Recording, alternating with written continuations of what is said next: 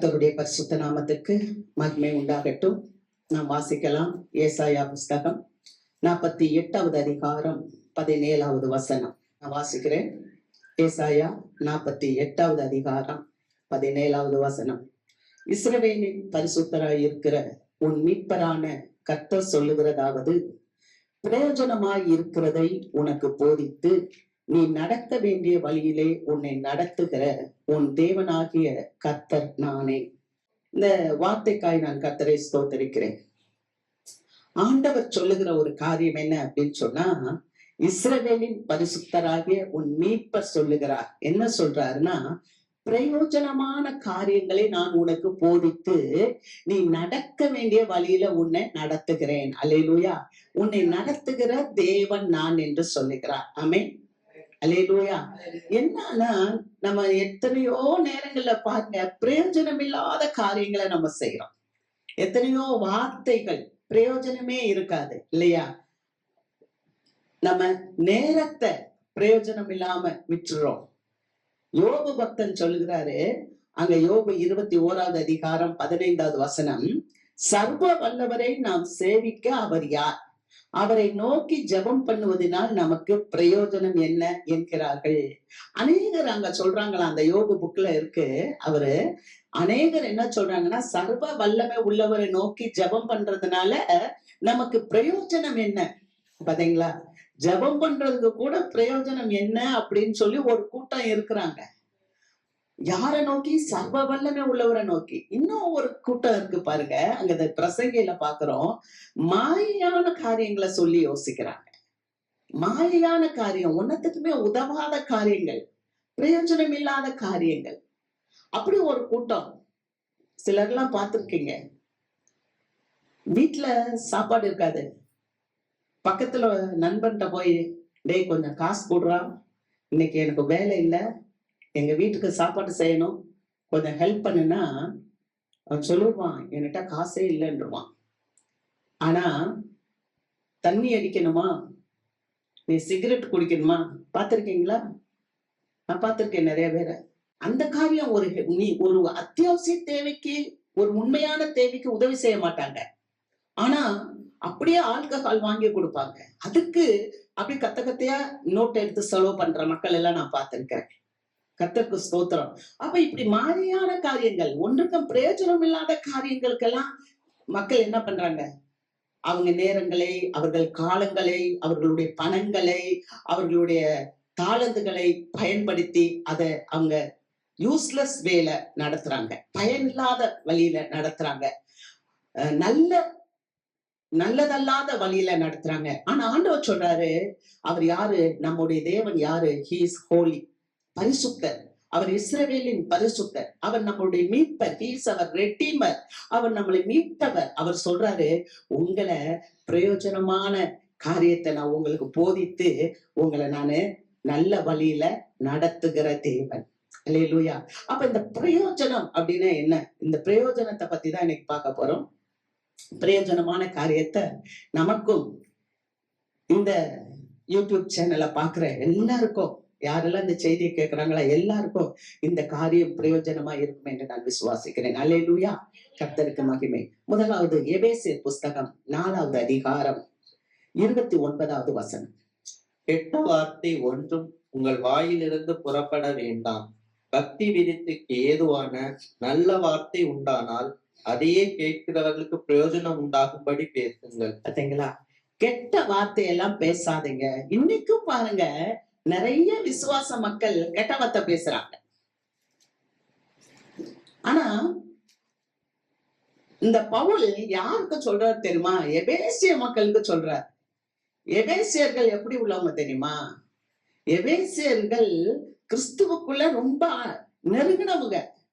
அது ரொம்ப விசேஷித்தமான சபை எபேசிய சபை. எத்தனையோ சபை இருக்கு. கொலேசு சபை இருக்கு. கொலேசு சபையும் எபேசிய சபையும் இரட்டை சகோதரிகள் அப்படின்வாங்க. ஏன்னா இதுல இருக்கிறது அப்படியே அதுல இருக்கும். அப்படியெல்லாம் அவர் சபையை நேசிக்கிற அந்த பவுலடியார் அந்த சபைக்கு சொல்றாரு, நேசிக்கிற சபை, கண் விழித்து பிரயோஜனமானதுல ஒன்னையும் நான் உங்களுக்கு சொல்லாம விடலன்னு சொல்லி கண்ணீர் விட்டு ஜபித்த அந்த மக்களுக்கு சொல்றாரு, என்ன சொல்றாருன்னா, கெட்ட வார்த்தை உங்க வாயில புறப்பட வேண்டாம். பக்தி விருத்திக்கு ஏதுவான நல்ல வார்த்தை இருந்தால் அது பிறருக்கு பிரயோஜனம் உண்டாகும்படி பேசுங்க, மற்றவங்களுக்கு பயனுள்ளதாக. அல்லேலூயா. அதுதான் ஆண்டவர் நமக்கு போதிக்கிறது. எதை போதிக்கிறது? உங்களுக்கு பயனுள்ள காரியத்தை நான் போதிக்கிறேன். ஆமென். அவர் பயனுள்ளத போதித்து நம்மள சிறப்பாய் நடத்துகிற தேவன். நம்ம சொல்வோம் இல்லையா, நம்ம ஒரு தகப்பன் பிள்ளைகளுக்கு போதிக்கிறது மட்டுமில்ல, சிறந்த வழியில அவனை நடத்துவான். அல்லேலூயா. போதிக்கவும் செய்வார், சிறந்த வழியில நடத்தவும் செய்வார். அதுதான் ஒரு தகப்பனுடைய வேலை. அப்படிதான் அவர் ஆண்டவர் நமக்கு செய்கிறார். அதனாலதான் அந்த ஊழியக்காரர் பவுல் சொல்லுகிறார், நான் உங்களை சரியான வழியில நடத்துறதுக்கு ஏதுவா நீங்க என்ன செய்யணும்னா, பக்தி விருத்திக்கு ஏதுவான வார்த்தைகளை பேசுங்க, கெட்ட வார்த்தை பேசாதீங்க. அல்லேலூயா. அப்ப இந்த நல்ல வார்த்தையை குறிச்சு சொல்லும் போது நம்மள பெஸ்ட் வேல நடத்துறாங்க. பெஸ்ட் வே, பிரயோஜனம் அப்படின்னா என்னன்னா, நல்ல வழி, பெஸ்ட் வேல நம்மள நடத்துறது, யூஸ்ஃபுல் வே, நல்ல வழியில நடத்துறது. கொரிந்திய சபைக்கு பவுல் பேசுறத நான் சொல்லணும்னு வாஞ்சிக்கிறேன். ஒரு குடும்பம் எப்படி இருக்கணும்? இன்னைக்கு நிறைய பேருக்கு என்னன்னா, ஃபேமிலி கவுன்சிலிங் தேவையா இருக்கு, குடும்ப ஆலோசனை தேவையா இருக்கு. அப்ப ஒரு பிரயோஜனமான காரியத்தை பவுல் கொரிந்து சபைக்கு சொல்லுகிறார். நம்ம வாசிக்கலாம். கொரிந்தியர் 1 கொரிந்தியர் 7வது அதிகாரம் 35வது வசனம். இதை நான் உங்களை கண்ணியில் அகப்படுத்த வேண்டும் என்று சொல்லாமல் உங்களுக்கு தகுதியாய் இருக்கும் என்றும், நீங்கள் கவலை இல்லாமல் கர்த்தரை பற்றி கொண்டு இருக்க வேண்டும் என்றும் உங்கள் சுயபிரோஜனத்துக்காகவே சொல்லுகிறேன். ஒரு காரியத்தை சொல்றார் பவுல் கொரிந்திய மக்களுக்கு. கொரிந்திய மக்களுக்கு ஒரு காரியத்தை சொல்லிட்டு அவர் சொல்றாரு, உங்களை கண்ணியில சிக்க வைக்கணும்னு இதை நான் சொல்லல, இது உங்களுக்கு தகுதியா இருக்கும். நீங்க கர்த்தரை பயமில்லாமல் சேவிப்பீர்கள்.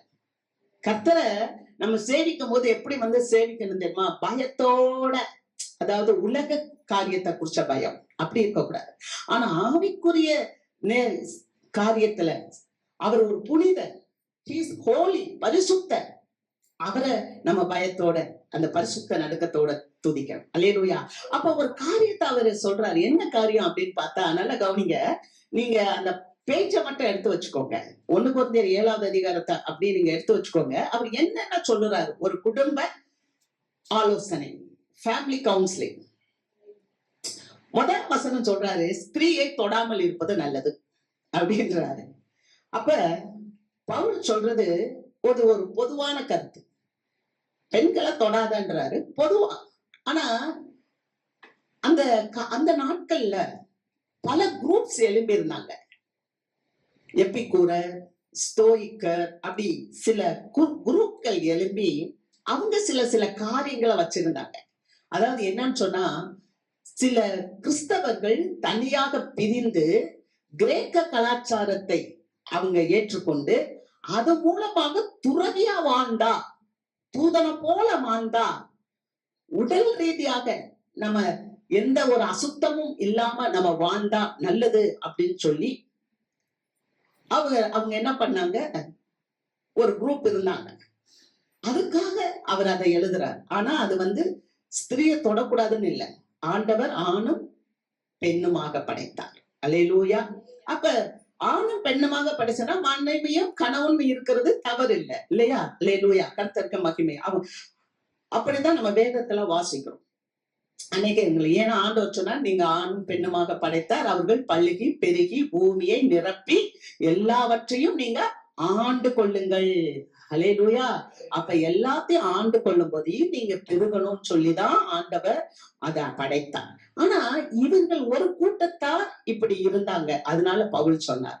அடுத்து நீங்க அந்த 3, 4, 5, 6 வசனங்களை பார்க்கும்போது அங்க என்ன இருக்குன்னா, இந்த மாதிரி குடும்பத்துல ஆணும் பெண்ணும் சேராம நம்ம தனியாவே இருக்கலாம். இன்னைக்கெல்லாம் பிள்ளைங்கள் எல்லாம் பாத்தீங்கன்னா, முக்காவாசி பிள்ளைங்க திருமணமே வேணான்றாங்க. எங்களுக்கு படிப்பு இருக்கு, பணம் இருக்கு, அதனால எங்களுக்கு குடும்ப வாழ்க்கை வேண்டாம். ஆனா வேதம் அப்படி சொல்லல. தேவன் குடும்பத்தை ஆசீர்வதிக்கிறவர். வேதம் தெளிவா சொல்லுது, அவர் குடும்பம் குடும்பமாய் ஆசீர்வதித்தார். அவர் இஸ்ரவேலின் குடும்பத்தை ஆசீர்வதித்தார், அவர் ஆரோனின் குடும்பத்தை ஆசீர்வதித்தார் அப்படின்னு சொல்லி ஒரு அதிகாரமே கொடுக்கப்பட்டிருக்கு. அல்லேலூயா. அப்ப தேவன் குடும்பத்தை ஆசீர்வதிக்கிறவர். ஆனா இங்க அவர் மக்களுக்கு என்ன, ஏன் இந்த வார்த்தை சொன்னார்? பெண்ணுக்கு ஆண் அதிகாரி என்றும் ஆணுக்கு பெண் அதிகாரி என்றும், அதாவது பெண்ணினுடைய சரீரத்துக்கு ஆண் அதிகாரி, ஆணினுடைய சரீரத்துக்கு பெண் அதிகாரி அப்படின்னு சொல்லி அவர் சொல்றார். இது ஏன் அப்படி சொல்றாருன்னா, அந்த நாட்கள்ல அவங்க இந்த மாதிரி தவறு, இதெல்லாம் கல்யாணம் இந்த மாதிரி சேர்ந்து வாழ்றதெல்லாம் கூடாதுன்னு சொன்னதுனால அவர் சொன்னார். ஆனா இன்னொரு காரியம் நல்லா புரிஞ்சுக்கோங்க, யூத சமுதாயத்துல ஆண்களுக்கு தான் உரிமை இருக்கு பெண்ணினுடைய பெண் மேல அதிகாரம் செலுத்த. ஆனா பெண்ணுக்கு உரிமை கிடையாது. அதனாலதான் சாலமன் ஞானியே சொல்றார், பெண் சாவிலும் கசப்பானவள். பெண்ணை குறிச்சு யூத சமுதாயம் கேவலமா நினைக்கும். அதாவது பெண்ணுக்கு ஒண்ணுமே கிடையாது. பெண் ஒரு சாதாரண ஒரு உடைமை. எப்படி தெரியுமா, ஒரு இடத்தை எப்படி ஒரு உடைமையா வச்சுக்கிறாங்க, அது மாதிரி ஒரு பெண்ணுக்கு கொடுக்கப்பட்டது. ஆனால் இந்த இடத்துல பவுலடியார் புரட்சி செய்கிறார். அல்லேலூயா.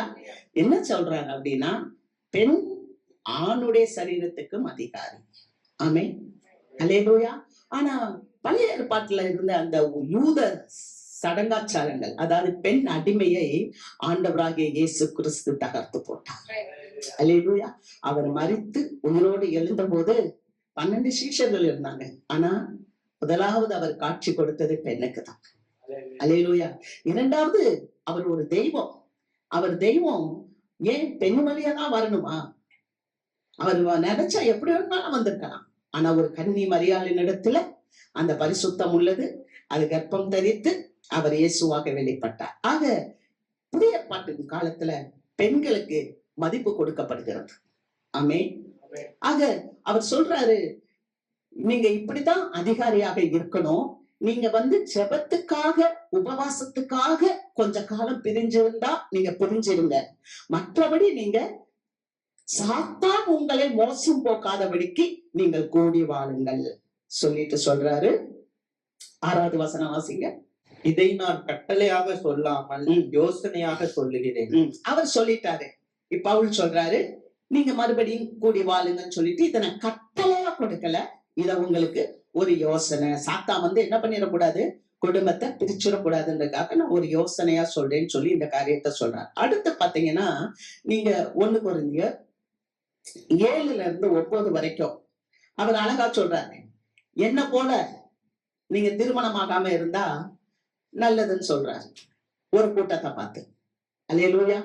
சில கன்னிகள், கைப்பெண்கள், கைப்பெண்கள்னா இளம் விதவைகள், திருமணமாகாத மக்கள், அவங்களெல்லாம் பார்த்து சொல்றாரு, நீங்கள் என்ன மாதிரி இருந்துங்க. அப்பனா நான் நினைக்கிறேன், என்ன மாதிரி இருந்துருங்க அப்படின்னு சொன்னா யாருக்கு அதை சொல்றாருன்னா, கைப்பெண்கள், கணவனை இழந்தவர்கள், மனைவியை இழந்தவர்கள் என்று நினைக்கிறேன்.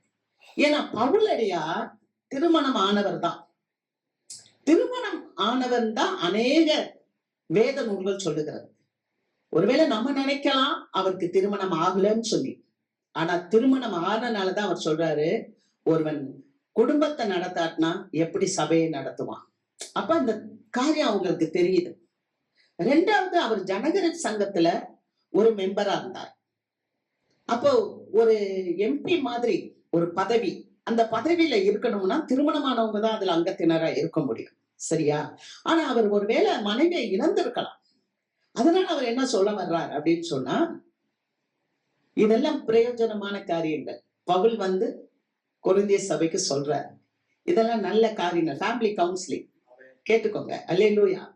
அப்ப அவர் என்ன சொல்றாரு அப்படின்னா, நீங்க கைம்பெண்கள் அல்லது திருமணமாகி கணவனை மனைவியை இழந்தவங்க யாரா இருந்தாலும் என்ன போலவே இருந்து விட்டால் நல்லது அப்படின்னு நினைக்கிறேன். சொல்லிட்டு சொல்றாரு, ஒருவேளை உங்களுக்கு என்ன போல இருக்க முடியலன்னு சொன்னா நீங்க திருமணம் பண்ணிக்கலாம். ஏன்னா வேகிறதை பார்க்கிலும் விவாகம் நல்லது. அல்லேலூயா. அப்படின்றதையும் அவர் சொல்றாரு. ஏன்னா சிலருக்கு விரதத்தன்மை இருக்க முடியாது. அதனால இச்சையினால சமூகத்தை கெடுத்துடக்கூடாது, சபையை கெடுத்துடக்கூடாது. அதனால நீங்க நேரா திருமணம் ஆயிக்கோங்க. இதெல்லாம் எதுக்கு சொல்றாரு அப்படின்னா, உங்களை கண்ணியில அகப்படக்கூடாது, தகுதியா இருக்கணும், பயமில்லாமல் கர்த்தரை சேவிக்கணும்னு சொல்லி அந்த சபைக்கு இப்படிப்பட்டதான பிரயோஜனமான ஆலோசனைகளை கொடுக்கிறாங்க. அல்லேலூயா. அடுத்து ஒரு கூட்டம் இருக்கிறாங்க. அவங்க யாரு அப்படின்னு சொன்னா 1 கொரிந்தியர் 7வது அதிகாரம் 10-11 வசனம். நல்லா கவனிங்க. திருமணமானவங்க. இந்த திருமணமானவங்க அங்க தெளிவா சொல்றாரு, மனைவியானவள் புருஷனை விட்டு பிரியக்கூடாது. மனைவியானவள் புருஷனை விட்டு பிரிந்து போகக்கூடாது. ஒருவேளை அவ பிரிந்து போயிட்டால் அவ என்ன பண்ணக்கூடாது? திருமணம் செய்யக்கூடாது. இப்பெல்லாம் லிவ் டுகெதர். ஒரு முறை நான் வெளிநாட்டுக்கு சென்றிருந்தேன். அப்ப நான் இருந்த ரூம் பக்கத்துல ஒரு பெண்மணி வந்திருந்தாங்க. ரஷ்ய தேசத்துல இருந்து வந்திருந்தாங்க. அவங்க மகளை கூட்டிட்டு வந்திருந்தாங்க. அது ஒரு பெரிய பிள்ளை, ஏறக்குறைய ஒரு 9வது வகுப்பு படிக்கிற பிள்ளை. அப்ப நான் பேசிட்டு இருக்கும்போது அவங்கள்ட்ட கேட்கல, அந்த ரூம் கொடுக்கிற அம்மா, ஒரு அம்மா, அவங்கள்ட்ட கேட்டேன், இந்த பெண்ணினுடைய அப்பா எங்க இருக்காங்கன்னு சொல்லி. அப்ப அவங்க சொன்னாங்க, அந்த பிள்ளைக்கு அப்பாவே கிடையாது. அவங்க லிவ் டுகெதர், சேர்ந்து வாழ்வாங்க. அது இன்னைக்கு சமூக சீர்கேடு. கொஞ்ச காலம் ஒருத்தரை வச்சுக்கிறது, அப்புறம் வேணான்னு விட்டுறது, அந்த மாதிரி தவறான உறவுகள் இன்றைக்கு நிறைய பேசப்படுது. சமூக ஊடகங்களிலேயே அதை நம்ம பார்க்கிறோம். அப்படி பேசுற பெற்றோர் உட்கார்ந்து பேசுறாங்க. என் மகன் அவளோடு பழகுறான், நான் அவளை வச்சிருக்கிறேன், திருமணம் செய்ய அது எனக்கு தெரியாது. பெத்த தாயை வச்சுட்டு அவன் பேசுறான், சமூக ஊடகத்துல அது வருது.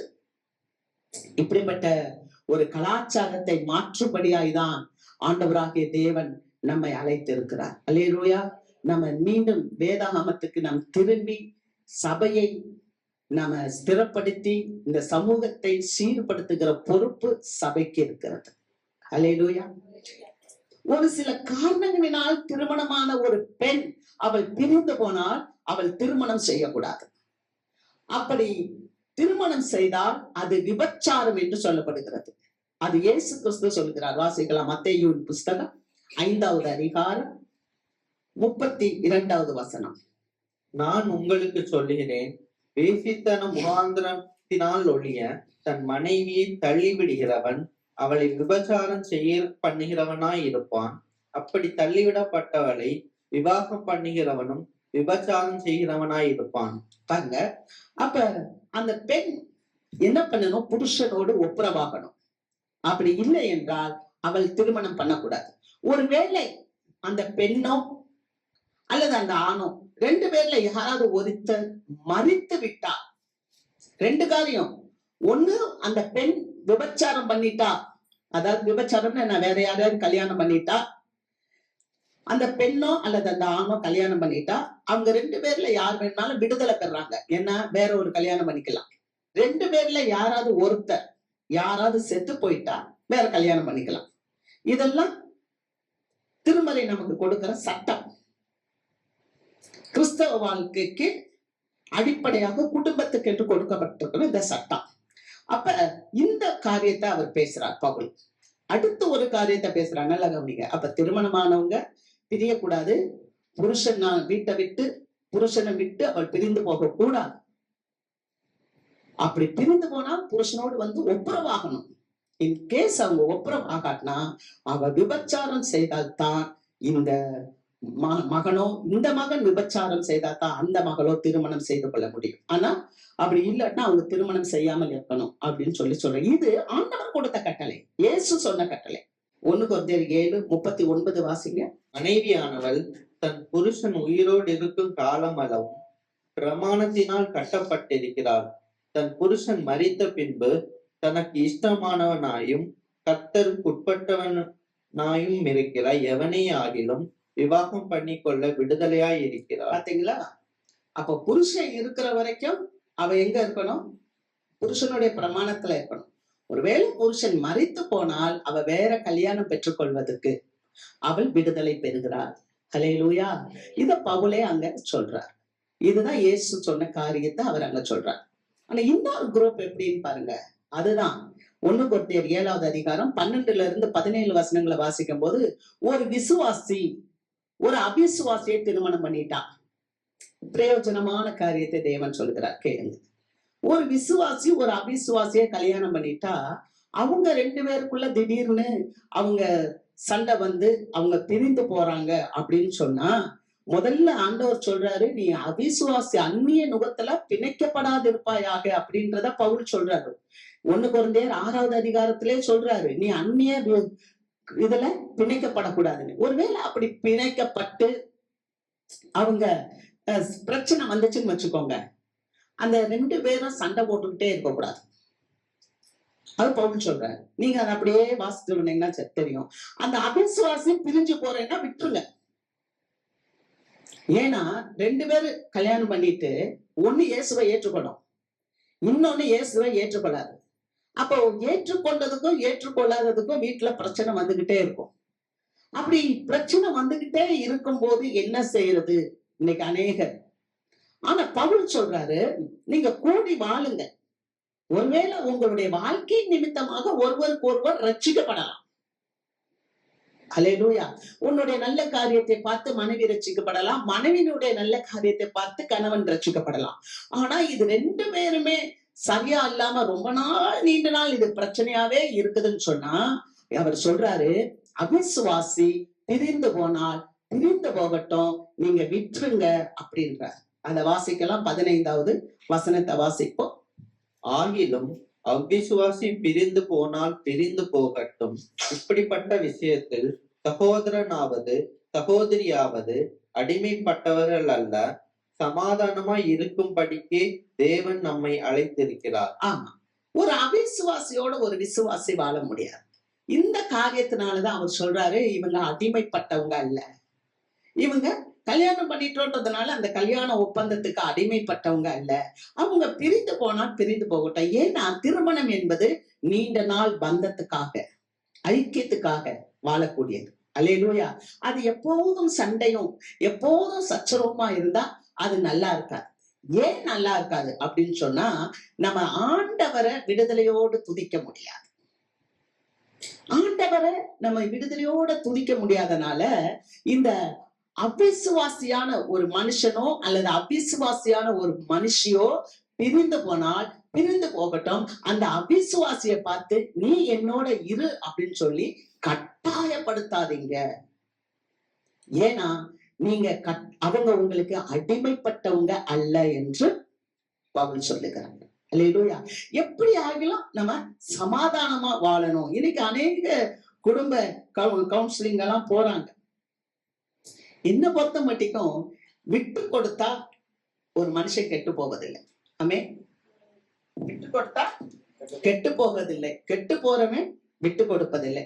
அதே சமயத்துல அநேகர் திருமணம் ஆகாமல் இருக்கிறாங்க. அது அவங்களுக்கு அது வரம். ஒரு சிலர், நம்ம எல்லாரையுமே சொல்லக்கூடாது. அல்லேலூயா. நிறைய போதகர்கள் ஆர்சியில திருமணமே பண்ண மாட்டாங்க, சிபிஎம்ல திருமணம் பண்ண மாட்டாங்க, பிரதரன்ல திருமணம் பண்ண மாட்டாங்க. இருக்காங்களா? அதனோடு இசைந்து வாழ்வது அழைப்பு, தெரிந்து கொள்ளுதல் அப்படின்றது வேற. சரி, இதெல்லாம் பவுல் யாருக்காக சொல்லுகிறார் என்றால் சபையினுடைய பிரயோஜனத்துக்காக சொல்லுகிறார். அல்லேலூயா. குடும்பங்கள்ல கூட நம்ம வாழ்க்கையில சில காரியங்கள் இருக்கும் என்றால் நம்ம ஒப்புரவாக, அல்லேலூயா, ஒப்புரவாகி நாம் கூடி வாழ்வோம், சரி செய்வோம். இந்த நாட்கள் எல்லாம் பிள்ளைங்க என்ன சொல்றாங்க, நாங்கெல்லாம் படித்திருக்கோம், எங்களாலாம் சீக்கிரம் எந்திரிக்க முடியாது. நான் சமீபத்துல கூட அந்த போஸ்ட் போட்டிருந்தேன், எங்களுக்கு திருமணமே வேண்டாம், நாங்க திருமணம் இல்லாம எங்களுக்கு நல்ல ஒரு வீடு இருந்தா போதும், எங்களுக்கு பணம் இருந்தா போதும், நாங்க வாழ்ந்து விடுவோம் என்று சொல்றாங்க. ஆனா கடைசி நாட்கள்ல எவ்வளவு பேர் இருப்பாங்கன்றதே நமக்கு தெரியாது. அல்லேலூயா. அதனால எல்லாரும் இருந்து விட முடியாது. போதகர்கள் எல்லாம் இருக்கிறாங்க, ஆனா எல்லாரும் இருந்து விட முடியாது. ஆக இது உங்களுக்கு ஒரு ஆலோசனையாக பிரயோஜனம் உள்ளதாக ஆண்டவர் கொரிந்தி சபைக்கு சொன்னதை இன்னைக்கு நமக்கும் கூட அவர் அதை பிரயோஜனம் உண்டாகும்படி நினைப்போட்டுகிறார். அல்லேலூயா. இரண்டாவது ஒரு காரியத்தை நம்ம பார்க்கிறோம். அவன் ஊழியத்தில் பிரயோஜனம் உள்ளவன். வாசிக்கலாம். பிலமோன் 1வது அதிகாரம் 11வது வசனம். முன்னே அவன் உமக்கு பிரயோஜனம் இல்லாதவன், இப்பொழுதோ உமக்கும் எனக்கும் பிரயோஜனம் உள்ளவன். முன்னே அவன் உமக்கு பிரயோஜனம் இல்லாதவன், இப்பொழுதோ உமக்கும் எனக்கும் பிரயோஜனம் உள்ளவன். முன்னால இவன் பயன் உள்ளவன் அல்ல, ஆனா இப்ப இவன் பயனுள்ளவன். அல்லேலூயா. முன்னால இந்த ஒனேசுமே பயனற்றவரா இருந்தார். ஆனா இப்ப என்னவாயிட்டாருன்னா அவர் பயனுள்ளவராய் ஆயிட்டார். அல்லேலூயா. இந்த பவுலை குறிச்சு நம்ம பார்க்கும்போது, பவுலடியா ஒரு சிறப்பான ஒரு சிறந்த ஆத்தும அறுவடையாளர். அல்லேலூயா. கர்த்தருக்கு மகிமை. பவுல் சிறப்பான சிறந்த ஒரு ஆத்தும அறுவடையாளர். ஏன்னா அவர் ஆண்டவராகிய தேவனிடத்திலிருந்து நேரடியாக அந்த அழைப்பை பெற்றவர். நம்ம அப்போஸ்தலர் 9வது அதிகாரம் 15வது வசனத்தை வாசிக்கும் போது ஆண்டவர் அனனியாட்ட சொல்றாரு, என்னுடைய நாமத்தை பிரஸ்தாபப்படுத்தும்படி அவன் நான் தெரிந்து கொண்ட பாத்திரமா இருக்கிறான். அவன் யாருக்கெல்லாம் சொல்லணும்? ராஜாக்களுக்கு சொல்லணும், எல்லா இஸ்ரவேல் மக்களுக்கு சொல்லணும், கிரேக்கர்களுக்கு சொல்லணும், பிரஜாதிகளுக்கு சொல்லணும், எல்லாருக்கும். அப்படிப்பட்ட ஒரு விசேஷித்த பாத்திரம் இந்த பவுலடியார். இந்த பவுலடியார் எங்க இருக்கிறாருன்னா ரோம சிறையில இருக்கிறார். ரோம சிறையில இருந்தவரு, அவரை தேடி ஒரு மனுஷன் வரான். அவன் தான் ஒனேசிமு. நல்லா கவனிங்க. பிலோமோனுடைய வீட்டுல இருந்து ஒனேசிமு வர்றாரு. இந்த பிலோமன் வீட்டுல ஒனேசிமு ஒருவேளை ஒரு அடிமையாக இருந்திருக்கலாம். ஆனால் இந்த அடிமையாக இருந்தவர் பவுலடியாரை தேடி வர்றார். ஒனேசிமு என்றால் பயனுள்ளவர் அப்படின்னு பேர். இந்த பயனுள்ளவர் பிலோமோனை விட்டு வந்ததுனால பயனற்றவராய் மாறிட்டார். அல்லேலூயா. ஒரு தேவ பிள்ளை தேவனை விட்டு பிரிஞ்சு போயிடுச்சுன்னா அதுக்கப்புறம் அந்த பிள்ளையால பயன் இருக்காது. அதனாலதான் எரேமியாட்ட கூட ஆண்டவர் சொல்றாரு, நீ குயவன் வீட்டுக்கு போ. அவன் பார்த்தா கையில என்ன இருக்கு? களிமண் இருக்கு. அவன் ஒரு பாத்திரத்தை வணைகிறான் குயவன். அந்த பாத்திரம் சரியா இல்ல. அந்த பாத்திரம் உடைஞ்சு உடைஞ்சு வரும்போது அந்த குயவன் அந்த மண்ணை திரும்ப எடுத்து நல்லா பிசைஞ்சு நல்லா மிதிச்சு நல்லா சரி செய்து அவன் வேறே பாத்திரமாக அதை வணைகிறான். அல்லேலூயா. பயனற்று போகாதபடிக்கு பயனுள்ளதாக மாற்றுகிறார். அது போலவே இந்த ஒனேசிமு ஒருவேளை பயனற்றவரா இருந்தாலும் இந்த பவுலடியார் ஒனேசிமுவை கிறிஸ்துவுக்குள்ள இணைத்ததுனால மீண்டும் பயனுள்ளவராய் மாறுகிறார். எத்தனை பேருக்கு புரியுது? புரியுதா? அல்லேலூயா. ஒனேசிமு என்றால் பயனுள்ளவர். ஆனால் பிலோமோனை விட்டு வந்துட்டார், பயனற்றவராய் மாறிட்டார். ஆனால் பவுலடியார் ஒனேசிமை கிறிஸ்துவோடு இணைக்கிறார். இப்பொழுது அந்த ஒனேசிமை மீண்டும் பயனுள்ளவராய் மாறுகிறார், பிரயோஜனம் உள்ளவராய் மாறுகிறார். பிரயோஜனம் இல்லாதவராய் இருந்தவர் இப்பொழுது பிரயோஜனம் உள்ளவராய் மாறுகிறார். அல்லேலூயா. இதுதான் ஆண்டவர் ஒவ்வொரு தேவ பிள்ளைகள்கிட்டையும் எதிர்பார்க்கிறது. ஆமென். இந்த ஒனேசிமை குறிச்சு பார்க்கும்போது, இந்த ஒனேசிமை யாருன்னா ஒரு அடிமை. பொதுவா அடிமைகள் கழுத்துல ஒரு பலகை மாதிரி கட்டி வச்சிருப்பாங்க. அதுல என்ன இருக்கும்னா, நான் அடிமை, என்னை கண்டுபிடிக்கிறவங்க என்னுடைய எஜமான்ட்ட ஒப்படைக்கணும் அப்படின்னு எழுதி வச்சிருப்பாங்க. அப்ப இந்த அடிமை யார்கிட்ட போகணும் அப்படின்னா எஜமான்ட்ட தான் போகணும். ஆனா பவுலுக்கு என்னன்னா, ஒனேசிமை கூட வச்சுக்கிட்டு நல்ல ஒனேசிமை மாறிட்டாரு. இப்ப பவுலுக்கு ஒனேசிமை கூட வச்சுக்கிட ஆசை.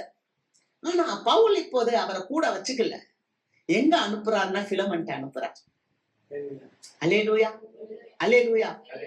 என்ன ஒரு அருமையான ஒரு காரியம் பாருங்க. பரிசுத்த ஆவியானவர் நம்மளை நிரப்பும் போது மீண்டும் நம்மை தேவனுக்கென்றே ஒப்பு கொடுப்பார். ஆமென்.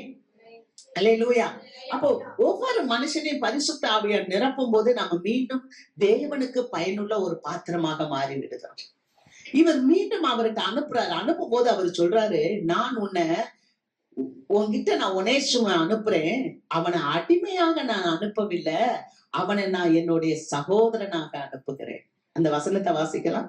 அவன் என்றென்றைக்கும் உம்முடையவனாய் இருக்கும்படிக்கும் இனிமேல் அவன் அடிமையானவனாக வரல, அடிமையானவனுக்கு மேலானவனாகவும் பிரியமுள்ள சகோதரனாகவும் இருக்கும்படிக்கும் கொஞ்ச காலம் உம்மை விட்டு பிரிந்து போனான் ஆகும். ஹல்லேலூயா. இவன் அடிமைகள் எஜமானம் விட்டு போக கூடாது. அது ஒரு பெரிய குற்றம். அதுக்கப்புறம் அவங்க மாட்டினாங்கன்னா அவ்வளவுதான் கொலை பண்ணிடுவாங்க. ஆனா பவுல் அழகா எடுத்து கொடுக்கிறான். அல்லேலூயா. ஒரு பரிசுத்த ஆவியானவர் போல அநேக நேரங்கள்ல நாம ஆண்டவர்ட்ட இருந்து காணா போயிருப்போம். காணா போன நேரத்துல இப்படிதான் குமாரனாகிய கிறிஸ்து தேவனிடத்துல நமக்காக பரிந்து பேசுகிறார். அல்லேலூயா. நமக்காக பரிந்து பேசுகிறார். இதெல்லாம் பேசுகிறார். இவர் நீ அடிமை இல்ல, அடிமையிலும் மேலாக உன்னுடைய சகோதரனாக இருக்கும்படி அவன் கொஞ்ச நாள் உம்மை விட்டு பிரிந்து போனான். அல்லேலூயா. அவன் ஓடி போனான்னு சொல்லல. கர்த்தருக்கு மகிமை. அல்லேலூயா. சகோதரன் ஆகும்படி. அதனாலதான் மீன் பிடிக்க போன பேதுரு ஆண்டவரை திரும்ப பார்க்கும்போது ஆண்டவர் சொல்றாரு மேரிட்ட, மரியாள்கிட்ட, நான் உயிரோடு எழுந்திருக்கிறேன்றத என் சகோதரனுக்கு போய் சொல்லு. அல்லேலூயா. திட்டத்துல இருந்து அவங்க வழி விலகி போனாங்க. ஆண்டவர் அந்த 12 பேரையும் எப்படி பார்த்தாருன்னா சகோதரனாகத்தான் பார்த்தார். அல்லேலூயா. அடுத்த வசனம் நம்ம வாசிக்கணும். 17. ஆதலால் நீர் என்னை உம்மோடே ஐக்கியமானவன் என்று எண்ணினால் என்னை ஏற்றுக்கொள்வது போல அவனையும் ஏற்றுக்கொள்ளும். அவர் சொல்றாரு, பவுல் சொல்றாரு, ஒனேசுமை இப்ப உங்ககிட்ட அனுப்பியிருக்கேன். அந்த ஒனேசுமை என்கிட்ட வச்சிருக்கிறதுக்கு எனக்கு அதிகாரம் இருக்கு. ஆனா உன் மனசு கோணக்கூடாது. உன்கிட்ட கேட்காம நான் அவனை வச்சுக்க கூடாது. அது மாத்திரம் இல்ல, நீயே எனக்கு ஊழியம் செய்ய வர வேண்டியவன். எவ்வளவு பெரிய ஆளுமையும் அதிகாரமும் வல்லமையும் படைத்த மனிதராக பவுல் இருக்கிறார். இல்ல, ஒரு பிலமன், அந்த பிலமனுக்கு அந்த அடிமை அந்த ஒனேசிமு. ஆனா ஒனேசிமுக்கு அவர் எஜமானனா இருந்தாலும் அவர்கிட்ட அனுப்பும் போது இந்த மாதிரியான கடிதங்கள் எல்லாம் நீங்க படிச்சீங்கன்னா சிறப்பான ஞானத்தை பெற்றுக்கொள்வோம். அல்லேலூயா. அழகா அப்படியே இறங்குறார். இவனை நான் வச்சுக்கலாம், ஆனா உன்னோட்ட கேட்காம நான் வச்சுக்க முடியாது. அதனால நான் உன்கிட்ட அனுப்புறேன். அந்த சமயத்துல நீயே எனக்கு வேலை செய்ய வேண்டியவன். ஆனாலும் நானு உன்னுடைய மனுஷனை நான் உன்கிட்ட அனுப்புறேன். ஆனா நீ என்கிட்ட ஐக்கியமா இருக்கிறேன்னா, நீ என்ன நேசிக்கிறேன்னா, என்ன நீ எப்படி ஏற்றுக்கொள்வியோ அது போல அவனையும் ஒரு சகோதரனாக ஏற்றுக்கொள், அடிமையாக அல்ல. அல்லேலூயா. ஒருவேளை இந்த உலகத்துல நாமும் கூட அடிமைத்தனத்துல இருப்போம். அவர் சொல்றார் இல்லையா, இஸ்ரவேலின் பரிசுத்தர் உன் மீட்பர் பிரயோஜனமானவைகளை உனக்கு போதித்து அவன் நடத்த வேண்டிய வழியில உன்னை நடத்துகிறார். என்ன தெரியுமா? பாபிலோனை விட்டு வெளியே வா. ஒரு கூட்ட ஜனம் முதல்ல எகிப்துல இருந்து வெளியே வந்தாங்க. ஆனா அடுத்த ஒரு கூட்டம், அதே கூட்டம் எங்க போயிடுச்சுன்னா பாபிலோனுக்குள்ள போயிடுச்சு. இப்ப நீ பாபிலோன்ல இருந்து வெளியே வா அப்படின்ற. அல்லேலூயா. ஆக பாபிலோன்ல இருந்து வெளியே வரும்போது, தீமையான காரியங்கள்ல இருந்து நம்ம வெளியே வரும்போது ஆண்டவர் திரும்ப நம்மளை அடிமையா பார்க்கறது இல்ல, அவர் நம்மளை சகோதரனாக பார்க்கிறார். அல்லேலூயா. கர்த்தருக்கு மகிமை. அடுத்த வசனம் வாசிக்கலாம். 18. அவன் உமக்கு யாதொரு அநியாயம் செய்ததும் உம்மிடத்தில் கடன் பட்டதும் உண்டானால் அதை என் கணக்கிலே வைத்துக் கொள்ளும். அடுத்து சொல்றாரு, உனக்கு ஏதாவது அநியாயம் செய்தான், ஏன்னா இவன் அடிமை, ஒனேசிமு அடிமை. பொதுவா அந்த அடிமைகள் போகும்போது வீட்டுல ஏதாவது பொருட்களை திருடிட்டு போயிடுவாங்க. அப்படி ஏதாவது உனக்கு அநியாயம் செஞ்சுட்டா, ஏதாவது உனக்கு கிட்ட திருடி எடுத்துட்டு போயிருந்தா அதை நீ ஏன் கணக்குல வச்சுக்கொள். நான் வரும்போது அதை உனக்கு திருப்பி தருகிறேன். இங்கதான் இந்த ஊழியனுடைய, இந்த பவுல் ஊழியத்தினுடைய சிறப்பு எப்படி இருக்குன்னா, நல்ல சமாரியானை போல செயல்படுகிறார். அல்லேலூயா. நல்ல சமாரியன் எப்படி ஒரு கள்ளர் கையில அகப்பட்ட ஒரு மனுஷனை அழைத்து அவனை காயம் கட்டி அவனுக்கு புண்ணுகள்ல எண்ணெய் வார்த்து அவனை கொண்டு போய் சத்திரத்துல விட்டு 2 காசை கொடுத்துட்டு, இல்ல சொந்த வாகனத்துல கூட்டி போய் காசை கொடுத்துட்டு, அதுக்கப்புறம் இவனுக்கு இன்னும் காசு வேணும்னா நான் வந்து தர்றேன். அல்லேலூயா. கர்த்தருக்கு மகிமை. இதுதான் ஒரு ஊழியருடைய கிருபை. ஒரு ஊழியன்ட்ட இருக்கிற கிருபைனா இதுதான். கர்த்தர் பிரயோஜனம் உள்ளவங்களை ஊழியராக தெரிந்து கொள்ளுகிறார். அல்லேலூயா. ஊழியத்துல ஒனேசிமு பிரயோஜனம் உள்ளவன். அவன் உனக்கு மாத்திரம் இல்ல, அவன் எனக்கும் பிரயோஜனம் உள்ளவன் சொல்றார். அல்லேலூயா. அப்போ ஒரு ஊழியனை உருவாக்க வேண்டும். ஒரு ஊழியனை உருவாக்கினா அவன் தான் சிறந்த தலைவன். எத்தனை பேர் ஆமீன் சொல்றீங்க? அல்லேலூயா. நீங்க நினைக்க கூடாது, எனக்கு ஒண்ணுமே இல்ல, எனக்கு படிப்பு இல்ல, எனக்கு தகுதி இல்ல, நான் எப்படி செய்ய முடியும்? எல்லாருமே ஆண்டவருடைய படைப்புல ஒண்ணுதான். எல்லாருமே பிரயோஜனம் உள்ளவர்கள் தான்.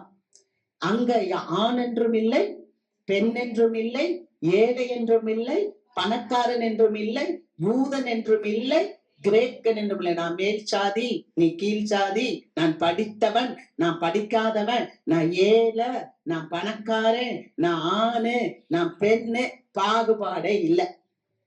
அல்லேலூயா. எப்படி நம்முடைய சரீரத்துல இருக்கிற ஒவ்வொரு அவயவங்களும், கண்ணு பாக்குது, காது கேக்குது, வாய் பேசுது, இது போல இதெல்லாம் செயல்படாதுன்னா எப்படி இருக்கும்? லிவர் செயல்படாதுன்னா எப்படி இருக்கும்? உள்ள கல்லீரல் சொல்லுங்கயா. இதெல்லாம் மாதிரி வெளியில இருக்கு.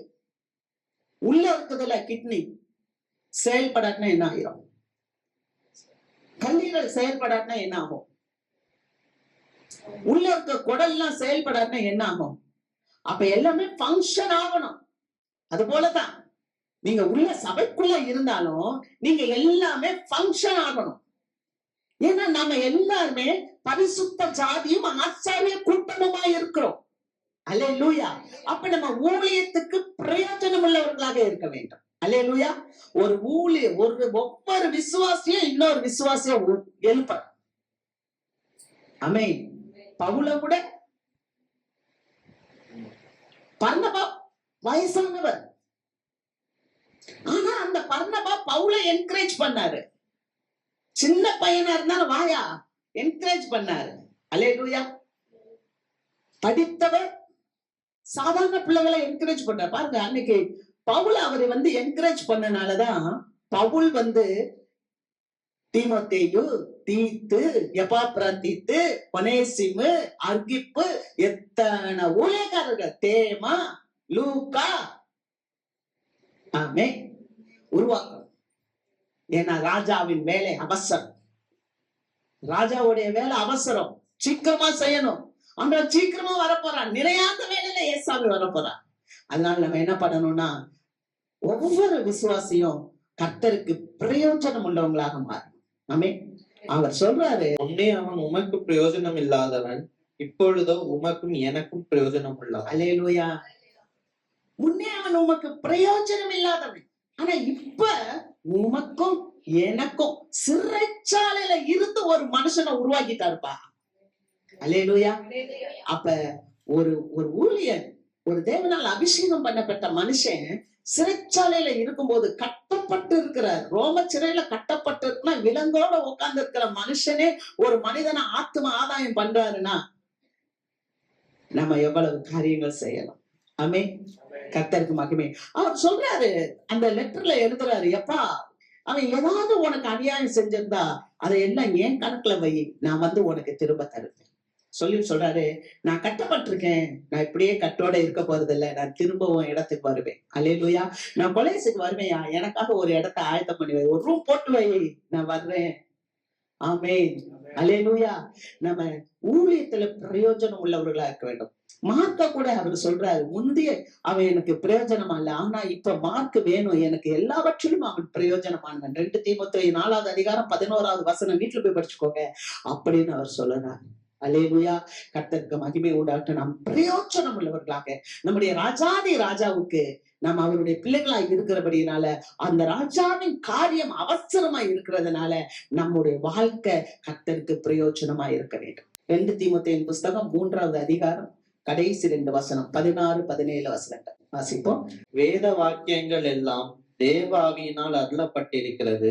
தேவனுடைய மனுஷன் தேறினவனாகவும் எந்த நற்கிரியையும் செய்ய தகுதியுள்ளவனாகவும் இருக்கும்படியாக அவைகள் உபதேசத்துக்கும், கடிந்து கொள்ளுதலுக்கும், சீர்திருத்தலுக்கும், நீதியை நடப்பிக்குதலுக்கும் பிரயோஜனம் உள்ளவைகளாய் இருக்கிறது. அல்லேலூயா. அப்ப வேத வசனம் தேவனுடைய ஆவினால் அருளப்பட்டிருக்கு. அது எதுக்கெல்லாம் பிரயோஜனமா இருக்குன்னா, நீதியை படிப்பிக்கிறதுக்கு, சீர்படுத்துறதுக்கு, அல்லேலூயா, கடிந்து கொள்ளுதல், உபதேசம் எல்லாத்துக்கும் இருக்கிறதால இதை நாம கற்றுக்கொள்வோம். நாம் பிரயோஜனம் உள்ளவர்களா இருப்போம். ஆமென். இந்த ஒரு காரியத்தை சுருக்கமாக முடித்து சொல்லி நிறைவு செய்கிறேன். 3வது, மனுஷருக்கு பிரயோஜனம் உள்ளது.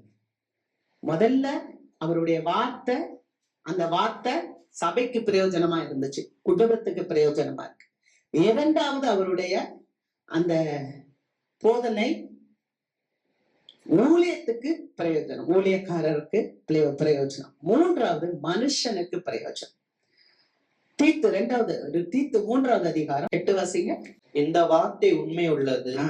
தேவனிடத்தில் விசுவாசமானவர்கள் நற்கிரியைகளை செய்ய ஜாக்கிரதையாய் இருக்கும்படி நீ இவைகளை குறித்து திட்டமாய் போதிக்க வேண்டும் என்று விரும்புகிறேன். இவைகளே நன்மையும் மனுஷருக்கு பிரயோஜனமுமானவைகள். மனுஷனுக்கு பிரயோஜனமானது எது? ஒரு காரியம் என்னன்னா, தீத்துக்கு, இந்த தீத்து யாருன்னா, தீத்து ஒரு ஊழியக்காரன், பவுலா ஏற்படுத்தப்பட்டவன். எப்படி ஒனேசிமோ தேவன் பவுல் மூலமாக ஒரு ஊழியக்காரனா மாத்தினாரோ, அதே மாதிரி இந்த தீத்துவையும் பவுல் தான் ஏற்படுத்தினார். இப்ப பவுலுக்கு சொல்றாரு, ஒரு சபையை கொடுத்துட்டு சொல்றாரு, உன் சபையில இருக்க மக்களுக்கு நீ ஜாக்கிரதையா என்ன சொல்லணும்? போதிக்கணும். என்ன போதிக்கணும்னா, நற்கிரியைகளை செய்யும்படி அவர்களுக்கு போதனை செய். இந்த நற்கிரியைகளை செய்யறது மனுஷனுக்கு பிரயோஜனமா இருக்கிறது. அல்லேலூயா. அப்ப முதலாவது நம்ம நற்கிரியைகளை செய்ய கற்றுக்கொள்ளணும். நற்கிரியை செய்யும் போது நம்மளுக்கு அது ஆசீர்வாதமா இருக்கும். உலகத்துல சொல்லுவாங்க பாத்தீங்களா, தர்மம்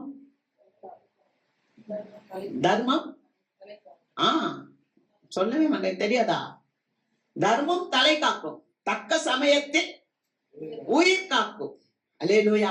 அதனாலதான் அவர் தர்மம் செய்ய சொல்றார். அதான் அந்த தர்மத்தை எப்படி செய்யணுமா? நீங்க மத்தேயு 6வது அதிகாரம் 1வது வசனம் வாசிங்க. மனுஷர் காண வேண்டும் என்று அவர்களுக்கு முன்பாக உங்கள் தர்மத்தை செய்யாதபடிக்கு எச்சரிக்கையாயிருங்கள். செய்தால் பரலோகத்தில் இருக்கிற உங்கள் பிதாவிடத்தில் உங்களுக்கு பலன் இல்லை. பாத்தீங்களா? தர்மம் செய்யணும், அது நல்ல கிரியை செய்யணும். இதுக்காகவே நீ அவங்களுக்கு ஜாக்கிரதையா போதனை பண்ணு அப்படின்னு சொல்ற. திட்டமாய் அந்த சபை மக்களுக்கு திட்டமாய் போதுன்னு சொல்றாரு ஒரு நல்ல முதிர்ந்த ஊழியர். ஏன்னா நீங்க தர்மம் செய்யும் போது நீங்க மனுஷனுக்கு பிரயோஜனம் உள்ளவங்களா மாறுறீங்க. முதலாவது நான் சொல்லுவேன், நமக்கே அது பிரயோஜனமாய் மாறும். அல்லேலூயா. அதனாலதான் இயேசு கிறிஸ்து சொல்றாரு, நீ தர்மம் செய்யும் போது நீ அந்தரங்கத்துல செய்யி, வலது கை செய்யறது இடது கைக்கு தெரிய வேண்டாம். தார ஊதுவியாத, நான் இதை செஞ்சேன் நான் அதை செஞ்சேன்னு சொல்லாத. அல்லேலூயா. நற்கிரியை செய்ய போதிக்க சொல்றாரு. ஒரு அம்மா இருந்தாங்கப்பா, அப்போஸ்தலர் 9வது அதிகாரத்துல. அந்த அம்மா என்ன பண்ணாங்க, செத்து போயிட்டாங்க. ஒரு நாள் செத்து போன உடனே பக்கத்து ஊர்ல சீஷன் இருக்கிறாரு, ஏசாமியோட இருந்த ஒரு சீஷன் இருக்கிறார். யாரு? பேதுரு. அவரை கூப்பிடுறாங்க. ஐயோ, இந்த அம்மா செத்து போயிட்டாங்க. அந்த அம்மா செத்து அவங்கள குளிப்பாட்டி மேல் வீட்டுல வச்சிருக்காங்க. பேதுரு வர்றாரு, எங்க வச்சிருக்கீங்கன்னு கேக்குறாங்க. மேல் அறையில குளிப்பாட்டி வச்சிருப்பாங்க. அவர் உள்ள போறாரு, கதவை போட்டுறாரு, ஜெபம் பண்றாரு, தவித்தாலே எழுந்திரின்றாரு. அந்த அம்மா உயிரோட எந்திரிச்சு உட்காந்துச்சு. அல்லேலூயா. காரணம் என்ன தெரியுமா? அங்க வசனம் சொல்லுது, 9வது அதிகாரம் 36. யோப்பா பட்டணத்தில் கிரேக்கு பாஷையிலே தொற்கால் என்று அர்த்தம் கொள்ளும் தபித்தாள் என்னும் பெயருடைய ஒரு தீட்சி இருந்தால், அவள் நற்கிரியைகளையும் தர்மங்களையும் மிகுதியாய் செய்து கொண்டு வந்தாள். அல்லேலூயா. தொற்கால் என்ற சீசி, அந்த அம்மா பேரு தபித்தா. தொற்கால் என்ற தபித்தா. நல்ல கவனிங்க. அந்த அம்மா என்ன பண்ணாங்களா? நற்கிரியைகளையும் தர்மங்களையும் செய்து வந்தாங்க. அப்படியே போட்டிருக்க. நற்கிரியைகளையும் தர்மங்களையும் செய்து வந்தாங்க. நான் போட்டிருக்கேன். என்னப்பா? மிகுதியா செய்து வந்தாங்க. எப்படி செஞ்சாங்க? இவ்வளவு செஞ்சா போதும், இவ்வளவு செஞ்சா போதும். உயிர்ப்பிக்கணும்னா தர்மங்களையும் நற்கிரியைகளையும் மிகுதியா செய்யணும். அல்லேலூயா. அதுக்கு தானே நீ பிரயோஜனம் உள்ளவ, அதுக்கு தானே நீங்க பிரயோஜனம் உள்ளவர்கள். ஆமென். அல்லேலூயா. மனுஷர்களுக்கு பிரயோஜனம் உண்டாகும்படிதான் தேவன் உங்களையும் என்னையும் படைத்தான். அல்லேலூயா. நற்கிரியைகளையும் தர்மங்களையும் மிகுதியா செஞ்சா ஒரு நாள் செத்தே போயிட்டான். அங்க உள்ளவங்க கூட்டு காமிக்கிறாங்க, இதை பாருங்க, இதெல்லாம் அங்கேயெல்லாம் இந்த அம்மா தான் செஞ்சாங்க. நேரா உள்ள போய் கதவை சாத்தி உள்பிடிச்சிட்டாரு. அந்த அம்மா இப்ப உயிரோட எந்திரிச்சுட்டா நற்கிரியை செஞ்சா நம்மளும் பரலோகத்துக்கு எடுத்துக்கொள்ளப்படுவோம். அல்லேலூயா. அதே அடுத்த பாருங்க, அப்போஸ்தலர் 10:2, அடுத்த அதிகாரம் 10:2. அவன் தேவ பக்தி உள்ளவனும் தன் வீட்டார் அனைவரோடும் தேவனுக்கு பயந்தவனுமாயிருந்து ஜனங்களுக்கு மிகுந்த தருமங்களை செய்து எப்பொழுதும் தேவனை நோக்கி ஜெபம் பண்ணி கொண்டிருந்தான். 3வது, பகலில் ஏறக்குறைய 9ஆம் மணி நேரத்திலே தேவனுடைய தூதன் தன்னிடத்தில் வரவும் கொர்நேலியுவே என்று அழைக்கவும் பிரத்யட்சமாய் தரிசனம் கண்டு அவனை உற்று பார்த்து பயந்து, ஆண்டவரே என்ன என்றான். அல்லேலூயா. அம்மா, இங்க ஒருத்தர் 100க்கு அதிபதி, பிரஜாதி மக்கள் மனுஷன், அவன் கர்த்தருக்கு பயப்படுறான், கர்த்தருக்கு பயப்படுறான், யெகோவாவுக்கு பயப்படுறான். பிரஜாதி மனுஷன் யெகோவா பிதாவுக்கு பயந்து, கர்த்தருக்கு பயந்து தான தர்மங்களை செய்து வீட்டார் அனைவரோட ஜெபம் பண்றார். என்ன நடக்குது தெரியுமா? கர்த்தருடைய தூதனை பிரத்யேட்சமா பாக்குறார். அல்லேலூயா. நீங்க தர்மம் செஞ்சா ஆண்டவருடைய தூதரையே நேரா பார்த்துருவீங்க. நீங்க நற்கிரியை செஞ்சா மனித்தாலும் கர்த்தர் உங்களை உயிரோட எழுப்பிடுவார். நிறைய நற்கிரியில சொல்லலாம். ஆனா அதை விட ஒரு முக்கியமானது, அதை விட வேற எதுவுமே இல்லை. அதை பார்க்கிறோம். ரோமர் 2:7 வாசிப்போம்.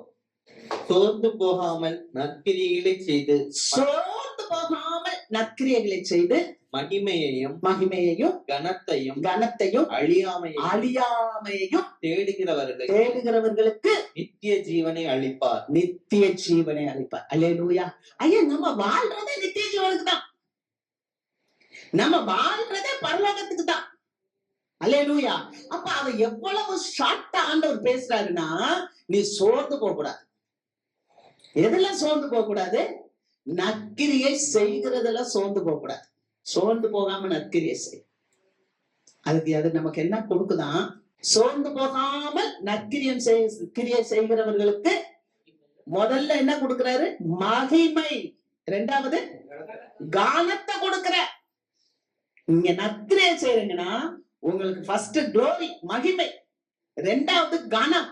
3வது அழியாமை. அழியாமையையும் நித்திய ஜீவன். அதான் அழியாமை. சாகவே முடியாது. நம்ம பேர் மங்கியே போவாது.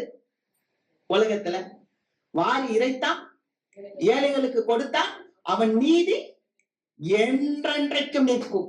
கொடுக்கிறத பத்தி பேசுறதுல வசனம் எவ்வளவோ இருக்கு. கர்த்தருக்கு மகிமை. கொடுப்பது, நற்கிரியை செய்வது மனுஷனுக்கு பிரயோஜனம். இன்னைக்கு ஆண்டவர் நமக்கு பிரயோஜனமான காரியத்தை பேசியிருக்கிற எத்தனை பேரு புரிஞ்சிருக்கு? அல்லேலூயா.